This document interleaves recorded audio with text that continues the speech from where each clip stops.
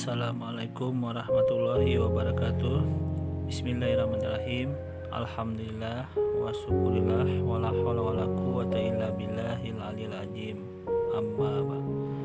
Saudara-saudaraku kaum muslimin rahimakumullah. Di video kali ini Madya kembali ya menampilkan hasil review Madya ya untuk menanggapi dari akun umat-umat terjemahan ya. Yang mana untuk akun ini Madya menanggapi dari akun Didit Yuli namanya ya. Di sini dia mencoba untuk menanggapi dari ceramah dari Ustadz Haikal Hasan ya tentang kelahiran Isa atau Yesus Kristus. Oke, langsung saja ya kita menyimaknya. Oke, go. Bukan Yesus yang lahir di Bethlehem, bukan Yesus yang lahir di kandang domba, bukan Yesus yang lahir di musim salju, bukan Yesus yang lahir di antara pohon cemara. Menurut kita itu bukan Yesus, itu Sinterklas.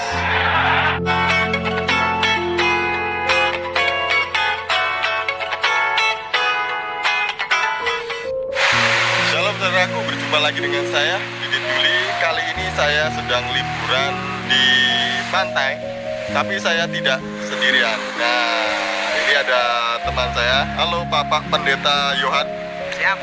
Nah, yang ini Bapak Pendeta Iron. Jadi saya tidak sendiri ya. Ini Kita tanggapin dulu ya. Nah, di sini kita bisa lihat ya dari akun Didit Yuli ini menampilkan ya dua narasumber yang berargumen nantinya ditanyain untuk menanggapi dari ceramah Ustadz Haikal Hasan itu tentang kelahiran Isa atau Yesus. Nah, di sini cukup menarik ya yang ditampilkan oleh Didit Yuli ini. Saya nggak tahu kenapa dia menampilkan dua pendapat yang berbeda ini gitu loh. Yang dua berbeda ini satunya menolak keras pernyataan dari Ustadz Haikal Hasan, satunya malah menerima, dan yang ditolak hanya masalah Sinterklas gitu loh ya. Mari kita simak dulu ya. Oke.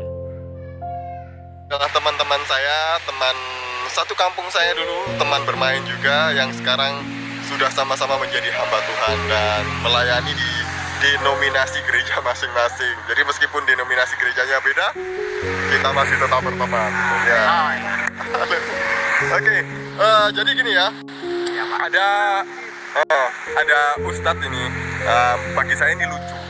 Jadi Ustadz ini ngomong bahwa yang lahir di Bethlehem itu bukan Yesus, yang lahir di kandang domba itu bukan Yesus, yang lahir di mana li? Di salju dan di bawah pohon cemara itu bukan Yesus katanya gitu. Tapi itu adalah Sinterklas. Jadi ini gimana? Siapa dulu yang jawab ini? Pak Pendeta Iron. Oke. Nah, di sini ya saudara-saudaraku kita bisa melihat, mendengar ya argumen dari mulut pendeta ini sendiri bahwa dia menolak ya pernyataan dari Ustadz Haikal Hasan ya. Tapi kalau ini memang yang diinginkan ya, mereka yang diinginkan dari akun Didit Yuli ini menolak ya. Kita dengar. Terima kasih. Jadi kalau di Alkitab jelas ya bahwa Yesus itu lahir di Bethlehem, di kandang domba. Disebutkan dengan jelas di sana, bagimu telah lahir juru selamat di kota Daud, yaitu di Bethlehem itu sendiri. Jadi jelas. Jadi kalau yang mengatakan bahwa Yesus tidak lahir di Bethlehem, ya mungkin belum baca Alkitab mungkin ya. Jadi perlu dibaca lagi bahwa keterangannya ada di sana. Kami imani dan kami lihat teksnya jelas ada. Begitu dulu. Kalau yang lain Gimana? Oke, nah kemudian ditanya kepada satunya lagi, satu pendeta ini aneh sendiri gitu, lain dia mendukung pernyataan dari Ustadz Haikal Hasan, yang dibantahnya hanya tentang Sinterklasnya itu sendiri gitu loh. Nah ini aneh juga nih saat pendeta, apakah dia memang sudah mempelajari dalam isi Bible itu apa sehingga dia menerima pendapat Ustadz Haikal Hasan atau bagaimana? Kita dengar dulu ya pendapatnya nih. silakan. Pak Pendeta Yohan gimana Pendeta? Ya benar sih Pak, mungkin katanya Pak Ustadz itu bahwa yang lahir di bawah pohon cemara itu bukan Yesus, yang lahir di salju itu juga bukan Yesus ya. Itu benar itu Pak gitu ya. Karena juga salah juga Pak kalau Sinterklas itu lahir di bawah pohon cemara, terus lahir di salju, apalagi di Bethlehem itu.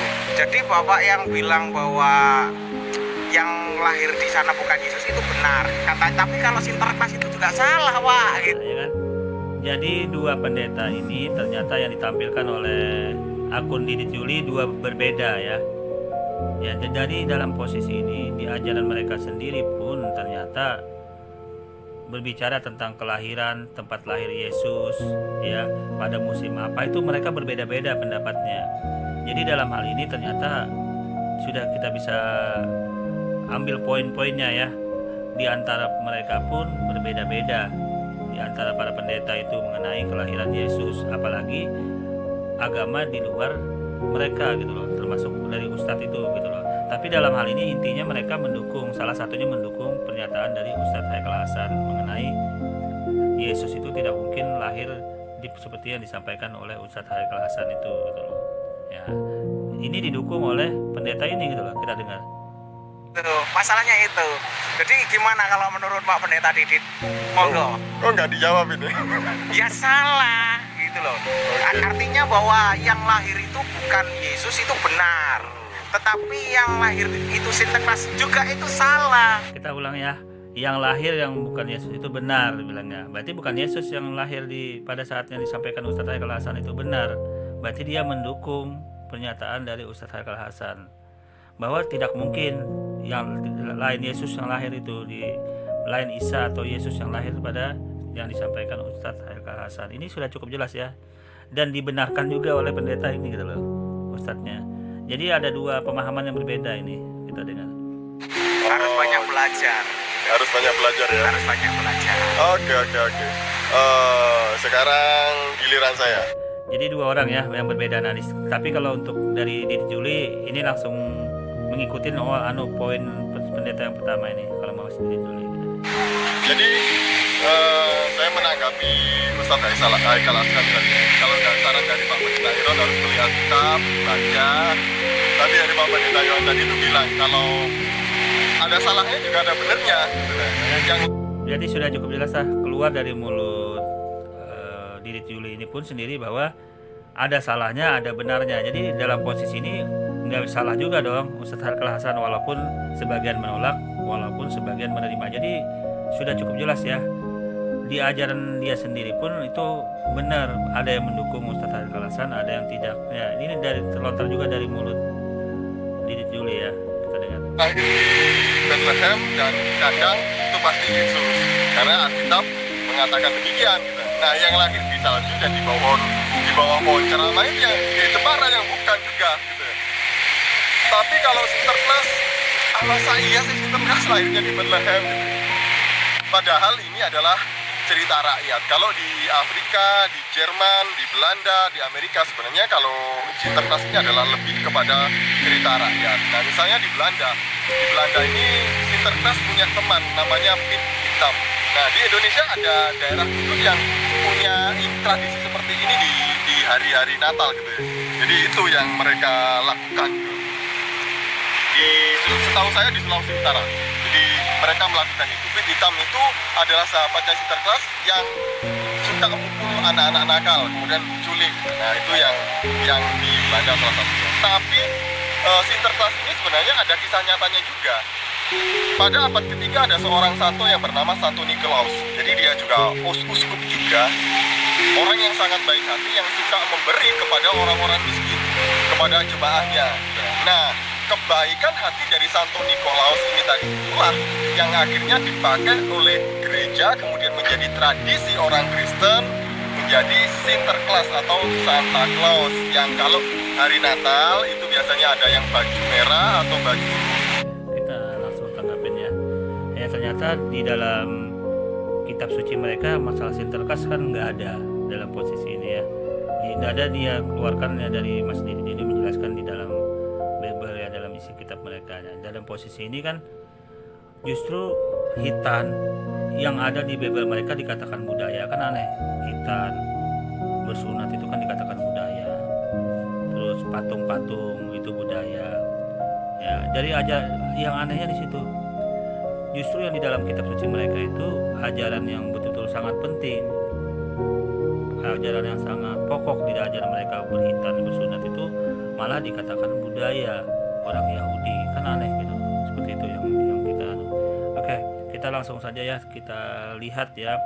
Jadi dalam posisi ceramah Ustadz Haikal Hasan, salah satu dari pendeta tadi sudah mendukung pernyataan Ustadz Haikal Hasan. Nah, ya kemudian kita tambah lagi dalam posisi ini kita bisa lihat di dalam kitab suci mereka sendiri ya, yang sebagai bukti kebenarannya bila kita lihat ya. Kita bisa lihat di dalam Injilnya ini kita tampilkan. Nah, di Lukas 2 ayat 1 sampai 11 ya. Kita dia tampilkan aja langsung ini. Mungkin teman-teman nanti bisa cek sendiri ya. Jadi intinya di sini, baik Lukas maupun ketiga penulis Injil yang lain, semuanya tidak ada satupun yang mengatakan bahwa tanggal 25 Desember adalah kelahiran Yesus. Namun dari Lukas 2 ayat 1 sampai 11 di atas bisa kita cek ya, kita lihat dalam bentuk kapan Yesus itu bisa dilahirkan. Nah, kita cek. Nah, ini yang menguatkan yang pertama masalah sensus penduduknya ya. Sensus penduduk, nanti teman-teman bisa lihat masalah sensus penduduk. Tak lama sebelum kelahiran Yesus, Kaisar Agustus mengeluarkan ketetapan agar seluruh bumi berpenduduk didaftar. Nah, gitu. Jadi dalam posisi ini kita bisa melihat bahwa Agustus kemungkinan besar tidak akan menambah kekesalan rakyat dengan memaksa mereka mengadakan perjalanan jauh selama musim dingin. Jadi tidak mungkin musim dingin terjadinya disuruh sensus penduduk, tetapi pada musim semi atau musim panas. Nah, itu artinya setelah nggak berapa lama setelah Yesus itu lahir,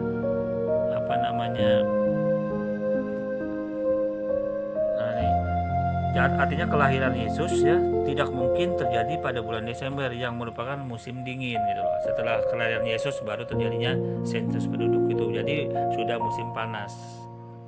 Kalau musim dingin tidak mungkin. Nah, jadi dengan adanya sensus penduduk ini menguatkan data gitu loh. Menguatkan data bahwa pada saat itu tidak terjadi sensus penduduk sebelumnya gitu loh. Ya, pada saat kelahiran Yesus itu tidak mungkin. Nah, ya. Jadi sensus penduduk setelah Yesus itu lahir, musim sudah berubah, nah barulah seperti itu ya pada saat itu. Jadi kalau sebelum pada musim dingin tidak mungkin terjadi. Nah, buktinya pada saat itu terjadi, Yesus itu lahir, sensus penduduk dijalankan. Ya, sensus penduduk dijalankan itu artinya pada saat itu cuaca baik gitu loh. Cuaca baik, suasana bagus, alam bagus, tidak musim dingin, tidak musim salju. Nah, ini didukung ya. Ini didukung dengan datanya nih sensus penduduk tak lama setelah kelahiran Yesus itu gitu. Jadi berbanding terbalik. Ya, setelah Yesus itu lahir terjadi sensus penduduk. Itu artinya Yesus apakah musim dingin gitu. Apakah musim dingin dia lahirnya? Nah, ini berbanding terbalik ya, berbanding terbalik di Lukas 2 ayat 1 sampai 3 ini berbanding terbalik. Jadi yang mengatakan Yesus itu lahir pada musim dingin, musim salju terbantahkan dengan sensus penduduk yang di Lukas 2 ayat 1 sampai 3 itu tadi ya. Kemudian bisa kita lihat juga bantahannya di domba dan gembalanya gitu di Lukas 2 ayat 8 sampai 11 ya. Nah, di sini teman-teman bisa lihat ya, di sini kawan-kawan bisa lihat di sini ya. Di Lukas 2 ayat 1 sampai 11 ini intinya gini. Intinya tidak mungkin para gembala ternak itu berada di padang Yudea pada bulan Desember. Nah, itu lagi bantahannya. Biasanya mereka melepas ternak ke padang dan lereng-lereng gunung paling lambat tanggal 15 Oktober. Nah, ini kita bisa kembali dibuktikan nanti dengan fakta sejarahnya di orang-orang sana ya, Yahudi sana.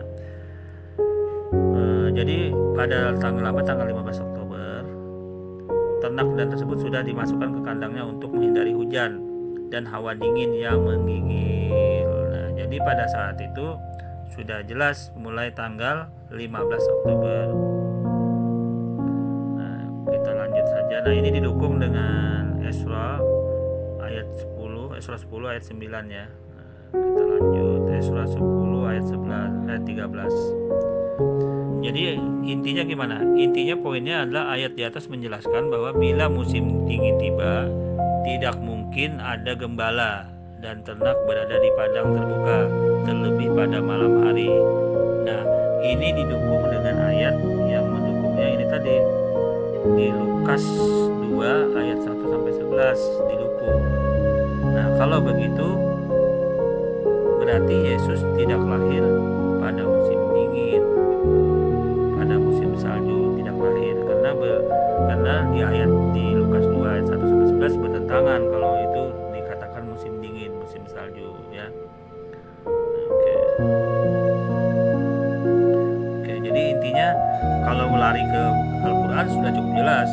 Yesus atau Isa itu lahir di bawah batang kurma, dan pada saat itu kurmanya sedang berbuah ya, sedang berbuah. Nah, pada saat itu diinformasikan di Al-Qur'an pada saat Isa itu disuruh menggoyangkan, ibunya disuruh menggoyangkan pohon itu, berjatuhanlah buah-buah pohon kurma itu menandakan musim buah, bukan musim dingin atau musim salju pada saat itu. Jadi pernyataan Ustadz Haikal Hasan yang pertama didukung oleh salah satu dari narasumber yang dihadirkan Didit Yuli, didukung dengan sensus penduduk tadi, didukung dengan Lukas tadi yang 1 sampai 11 yang selanjutnya itu yang pada musim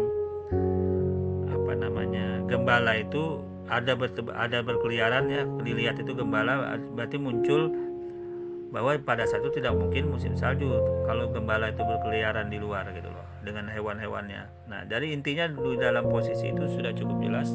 Ini menggambarkan bahwa kelahiran Yesus atau Isa Al-Masih itu sesuai yang disampaikan dengan Ustadz kami ya, Haikal Hasan, itu didukung juga gitu loh di dalam Bible yang ada Bible kepercayaan umat Kristiani ini juga narasumbernya salah satunya juga mendukung gitu ya. Oke, kurang lebihnya dia mohon maaf. Wassalamualaikum warahmatullahi